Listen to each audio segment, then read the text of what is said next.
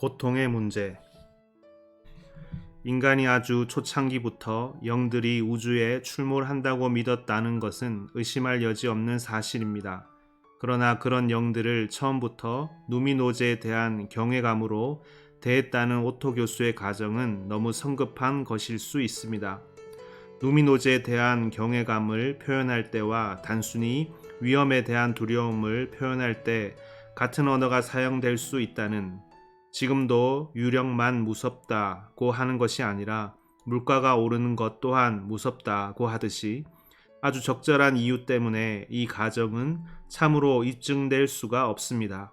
따라서 이론적으로만 보면 사람들이 그 영들을 단순히 위험한 존재로 여겨서 호랑이를 무서워하는 것과 똑같이 무서워했던 시절이 있었다고 가정할 수도 있습니다. 어쨌든 분명한 사실은 지금은 누미노제의 체험이 존재하며 그 연원을 추적하다 보면 아주 오래 전까지 거슬러 올라갈 수 있다는 것입니다.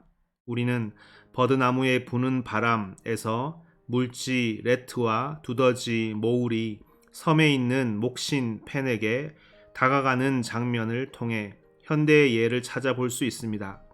동화에서 얘를 찾을 수는 없다고 오만하게 굴지만 않는다면 말이지요. 레트, 모울이 떨면서 숨죽여 속삭였다. 무섭니? 무섭냐고? 레트가 말할 수 없는 사랑이 담긴 눈을 반짝이며 낮게 말했다. 무섭냐고? 페니? 오, 아니야. 절대 아니야. 하지만 모울, 무섭기도 해. 한 색이 더 거슬러 올라가면 에즈워스에게서 풍부한 예를 찾을 수 있습니다.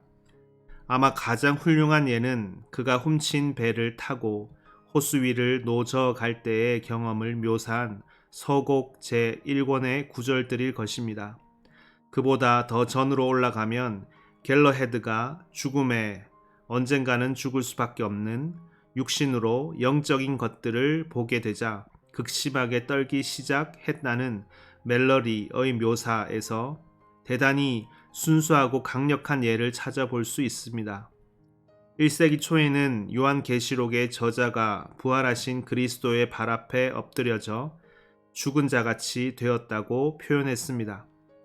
이교 문학에서는 오비디우스가 묘사한 아벤틴의 숲을 예로 들 수 있는데, 이 어두운 작은 숲의 묘사를 읽으면 누멘 인스트, 즉 이곳에는 무언가가 출몰한다, 여기에는 초자연적인 존재가 있다라는 말이 절로 튀어나오지요. 또 벨리기우스는 옛시대의 성스러움과 숲이 두려움을 불러일으키는 라티누스 궁전을 보여줍니다.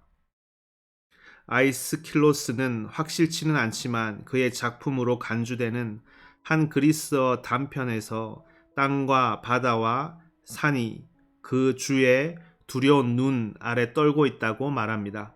그리고 그보다 훨씬 전 시대에는 선지자 에스겔이 하나님의 이상을 보면서 목격한 바퀴가 높고 무서우며 라고 했고, 야곱은 잠에서 깨어나 두렵도다 이곳이여 라고 말했습니다.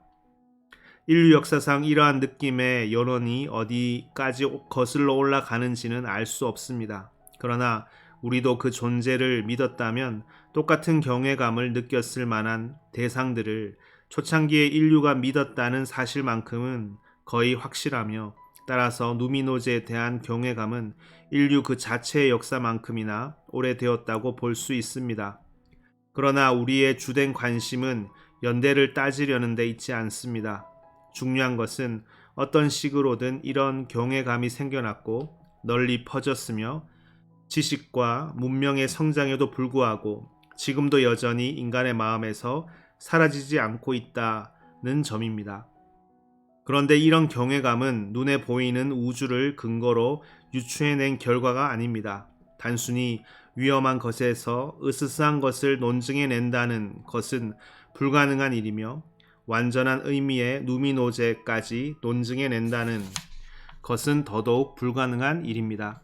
혹시 여러분 중에 위험에 둘러싸인 채 겁에 질려 살았을 초창기 인류가 으스스한 것이나 누미노제를 창안해낸 것은 그야말로 자연스러운 일이 아니냐고 말하는 사람이 있을지도 모르겠습니다. 물론 어떤 의미에서는 그렇게 말할 수도 있을 것입니다.